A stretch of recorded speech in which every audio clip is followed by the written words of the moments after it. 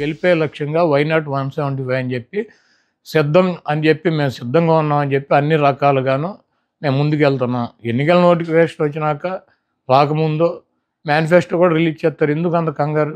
తప్పకుండా జగన్మోహన్ రెడ్డి గారు ఒక మాట చెప్తే ఆ మాటకు కట్టుబడి ఉంటాడు. ఆయనకి విశ్వసనీయత ఉంది. ఆయన చెప్పినటువంటి మాట నిలబెట్టుకుంటాడు అన్నటువంటి నమ్మకం ఉంది ప్రజలకి. అదేవిధంగా మాకు 175 నియోజకవర్గాల్లో అభ్యర్థులు ఉన్నారు. మా పార్టీ క్యాడర్ ఉంది.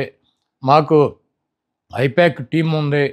మాకు పబ్లిసిటీ చేసుకోవటాకో లేకపోతే గడప గడపకి జగన్మోహన్ రెడ్డి గారి మేనిఫెస్టోని జారీ చేయడానికి 24 గంటల సమయం మాకు చాలు.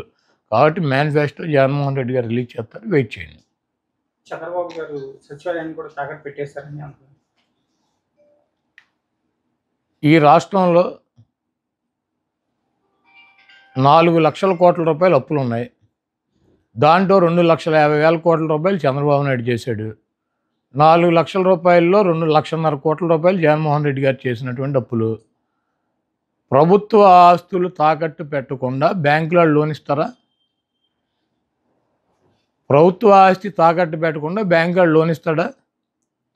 పలానా తాకట్టు పెట్టాలి, పలానా తాకట్టు పెట్టకూడదు, పలానాది మార్టిగేజ్ చేయాలి, పలానా షూరిటీ చేయాలని ఏమన్నా డాక్టర్ బిఆర్ అంబేద్కర్ గారు రాజ్యాంగంలో రాశారా? సెక్రటేరియట్ ఏంటి చంద్రబాబు గడిదా? ప్రభుత్వాన్ని. ప్రభుత్వం డబ్బులు కావాల్సి వచ్చినప్పుడు, ప్రజలకు అవసరమైనప్పుడు, బ్యాంకుల్లో డబ్బులు కావాల్సి వచ్చినప్పుడు మార్టిగేజ్ చేస్తారు, తాకట్టు పెడతారు, మళ్ళీ డబ్బులు కడతారు, రిలీజ్ చేసుకుంటారు. సెక్రటేరియట్ అని బాబు గడి సొత్తా, చంద్రబాబు గడి బాబు గడి సొత్తా? ఇది తాకట్టు పెట్టారు, అది తాకట్టు పెట్టారంటే వీడు పెట్టినయే పెట్టాలా?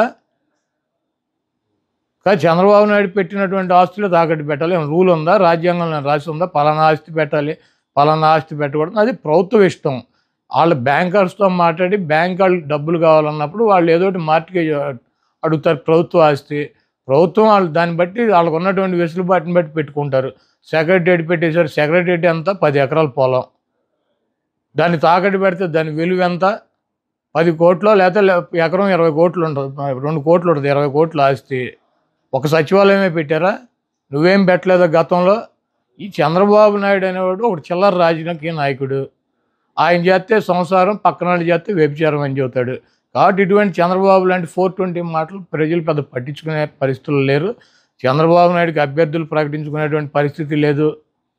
చంద్రబాబు నాయుడు అలయన్స్లో పక్కన వాళ్ళని నమ్మించేటువంటి పరిస్థితి లేదు. ఆ ఓట్ బ్యాంకు ట్రాన్స్ఫర్ అయ్యేటువంటి పరిస్థితి లేదు. నేను ఒకటే అడుగుతున్నా, చంద్రబాబుని సమాధానం చెప్పమానండి. 30 మంది పైన తన సామాజిక వర్గం 3% ఉన్న వాళ్ళకి 30 మంది కమ్మ వాళ్ళకి సీట్లు ఇచ్చాడు చంద్రబాబు నాయుడు. పవన్ కళ్యాణ్ అడ్డం పెట్టుకొని కాపులు ఓట్లు గంపగుత్తగా వేయించుకోవాలని ప్రయత్నం చేస్తున్నాడు. 20% పైన ఉన్నటువంటి సామాజిక వర్గానికి ఆయన ఇచ్చిన సీట్లు ఎన్ని? 24గా?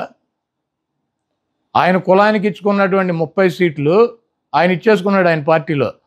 మరి 20% సామాజిక వర్గం ఉండి వాళ్ళ ఓట్లతో గెలవాలని చెప్పి ప్రయత్నిస్తున్నటువంటి చంద్రబాబు పవన్ కళ్యాణ్కి ఇచ్చే సీట్లు ఎన్ని? 24గా?